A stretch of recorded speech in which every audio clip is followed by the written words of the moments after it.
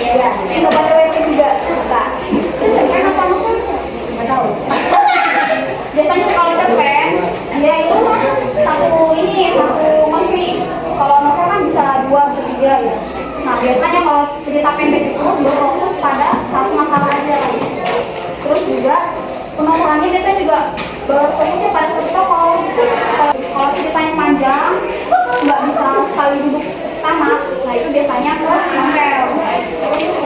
Unsur yang membangun cerpen itu ada unsur intrinsik, ekspresi, tema, alur, tokoh, penokohan, latar, dan sudut pandang.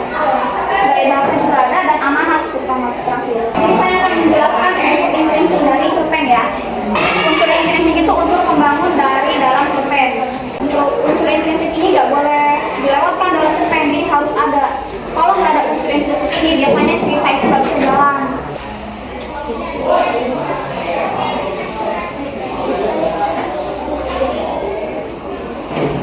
Ini merupakan bagian dari unsur-unsur intrinsik. Yang pertama tema. Tema ini perlu dalam setiap cerita, entah itu novel, entah itu cerpen, ataupun dalam drama-drama kan pasti ada tema. Tema tentang perselingkuhan, tentang keluarga, juga tentang anak sekolah. Sekarang kan lagi banyak tuh cerita-cerita tentang anak sekolah. Nah ini gagasan utama dalam sebuah cerita itu. Kalau untuk tokoh penokohan, ini merupakan karakter dalam setiap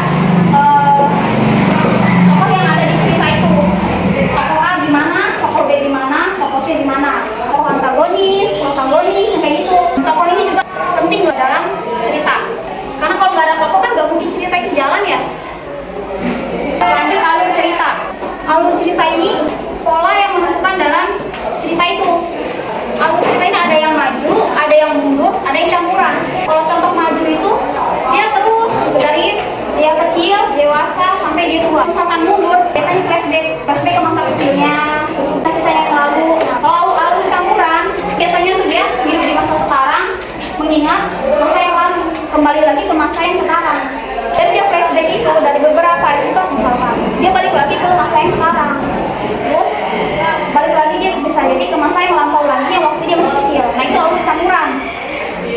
Kalau untuk latar ini terdiri dari latar waktu, tempat, dan kejadian.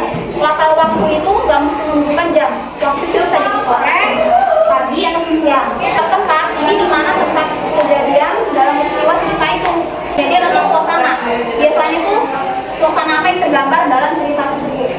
Entah itu cerita sedih, entah itu cerita dari ini. Maksudnya ke latar.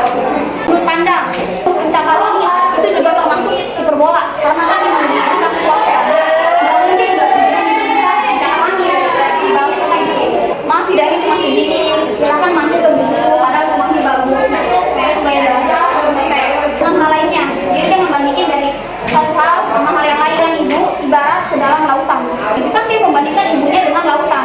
Masuk dalam teori gaya bahasa simile. Amanat ini merupakan pesan yang ingin disampaikan oleh penulis. Dalam sebuah cerita pasti punya amanat. Contohnya Malin Kundang. Amanat dari Malin Kundang itu apa?